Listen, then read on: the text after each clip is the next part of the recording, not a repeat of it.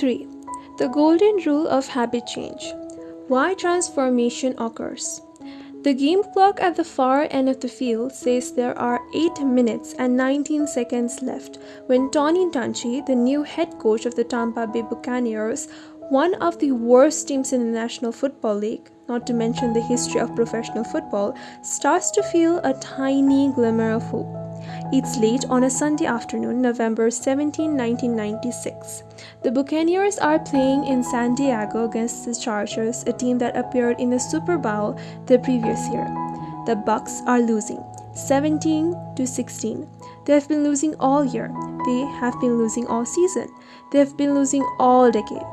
The Buccaneers have not won a game on the West Coast in 16 years, and many of the team's current players were in grade school the last time the Bucs had a victorious season.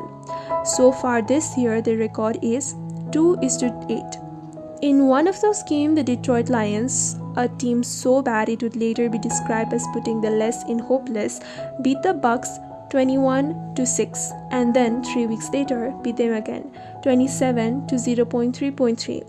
One newspaper columnist has started referring to the Bucs as America's orange doormat.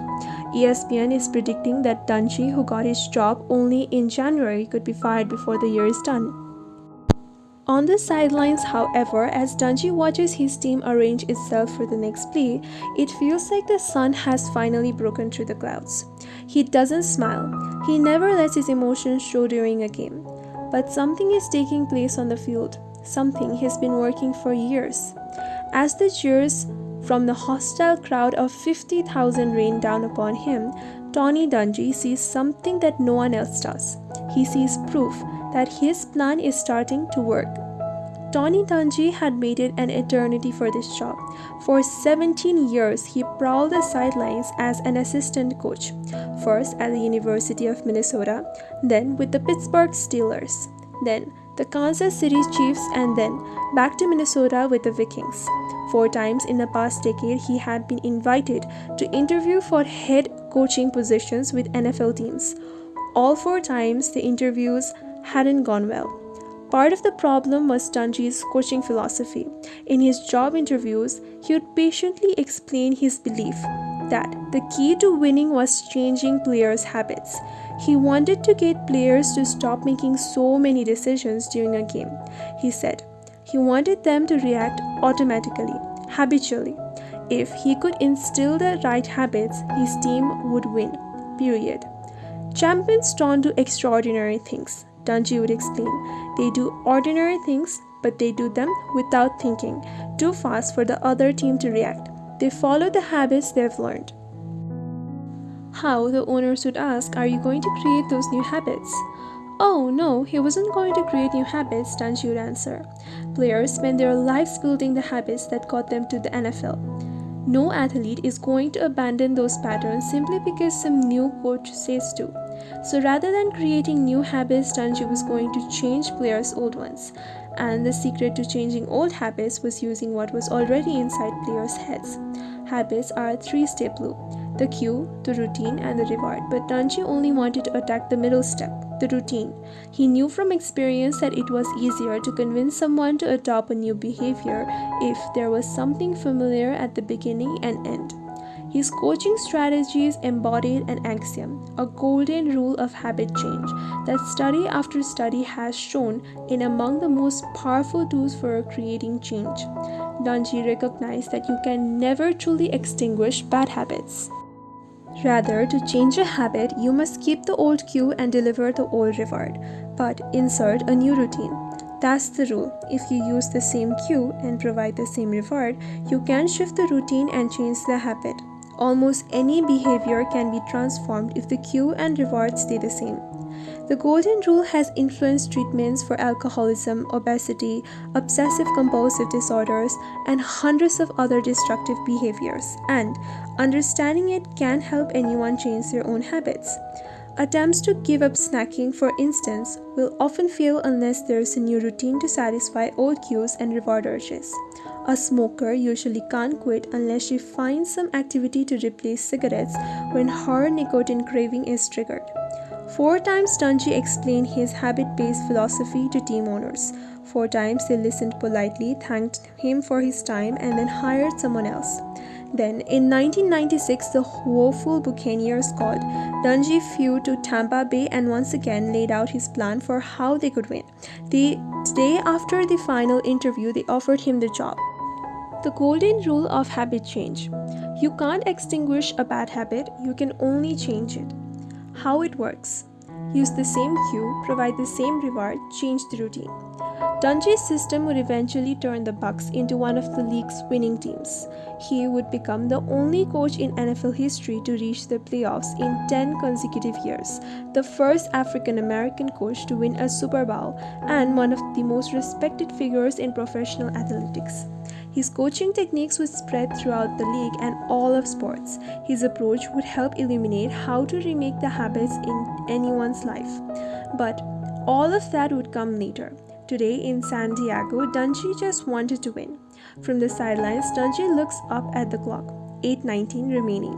The Bucs have been behind all game and have squandered opportunity after opportunity in typical fashion. If their defense doesn't make something happen right now, this game will effectively be over. San Diego has the ball on their 20-yard line and the Chargers quarterback Stan Humphries is preparing to lead a drive that he hopes will put the game away. The play clock begins and Humphries is poised to take the snap. But Dungy isn't looking at Humphries. Instead, he is watching his own players align into a formation they have spent months perfecting. Traditionally, football is a game of fence and counter-fence, trick plays and misdirection. Coaches with the thickest playbooks and most complicated schemes usually win. Dungy, however, has taken the opposite approach. He isn't interested in complication or obfuscation. When Dungy's defensive players line up, it is obvious to everyone exactly which play they are going to use. Dungy has opted for this approach because, in theory, he doesn't need misdirection. He simply needs his team to be faster than everyone else. In football, milliseconds matter. So instead of teaching his players hundreds of formations, he has taught them only a handful. But they have practiced over and over until the behaviors are automatic. When his strategy works, his players can move with a speed that is impossible to overcome. But only when it works. If his players think too much or hesitate or second-guess their instincts, the system falls apart. And so far, Dungy's players have been a mess. This time, however, as the Bucs line up on the 20-yard line, something is different. Take Regan Opshaw, a Buccaneer defensive end who has settled into a 3-point stance on the scrimmage line. Instead of looking up and down the line, trying to observe as much information as possible, Opshaw is looking only at the cues that Dungy taught him to focus on. First, he glances at the outside foot of the opposite lineman. His toes are back, which means he is preparing to step backward and block while the quarterback passes. Next, Opshaw looks at the lineman's shoulders, rotated slightly inward, and the space between him and the next player, a fraction narrower than expected. Opshaw has practiced how to react to each of these cues so many times that at this point he doesn't have to think about what to do. He just follows his habits. San Diego's quarterback approaches the line of scrimmage and glances right, then left, parks the gun and takes the ball. He drops back 5 steps and stands tall, swiveling his head looking for an open receiver. 3 seconds have passed since the play started. The stadium's eyes and the television cameras are on him, so most observers fail to see what's happening among the Buccaneers. As soon as Humphries took the snap, Opshaw sprang into action. Within the first second of the play, he darted right across the line of scrimmage so fast the offensive lineman couldn't block him. Within the next second, Opshaw ran 4 more paces downfield, his steps a blur. In the next second, Opshaw moved 3 strides closer to the quarterback, his path impossible for the offensive lineman to predict. As the play moves into its 4th second, Humphries, the San Diego quarterback, is suddenly exposed. He hesitates, sees Opshaw from the corner of his eye, and that's when Humphries makes his mistake. He starts thinking. Humphries spots a teammate, a rookie tight end named Brian Roach, 20 yards downfield. There's another Santiago receiver much closer, waving his arms calling for the ball. The short pass is the safe choice. Instead, Humphries under pressure performs a split-second analysis, cocks his arm and heaves to Roach. That hurried decision is precisely what Dungy was hoping for. As soon as the ball is in the air, a Buccaneers safety named John Lynch starts moving. Lynch's job was straightforward. When the play started, he ran to a particular point on the field and waited for his cue. There's enormous pressure to improvise in this situation, but Dungy has drilled Lynch until his routine is automatic.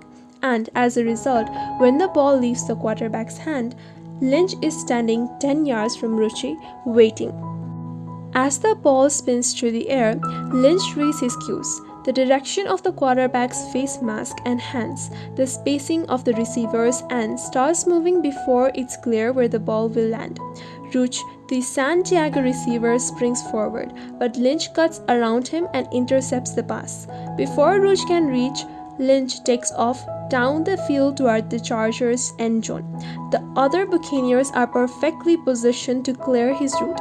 Lynch runs 10, then 15, then 20, then almost 25 yards before he is finally pushed out of bounds. The entire play has taken less than 10 seconds. 2 minutes later, the Bucs score a touchdown, taking the lead for the first time all game. 5 minutes later, they kick a field goal.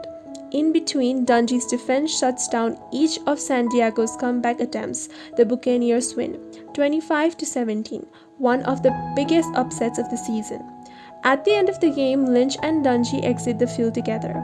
"It feels like something was different out there," Lynch says as they walk into the tunnel. "We're starting to believe," Dungy replies.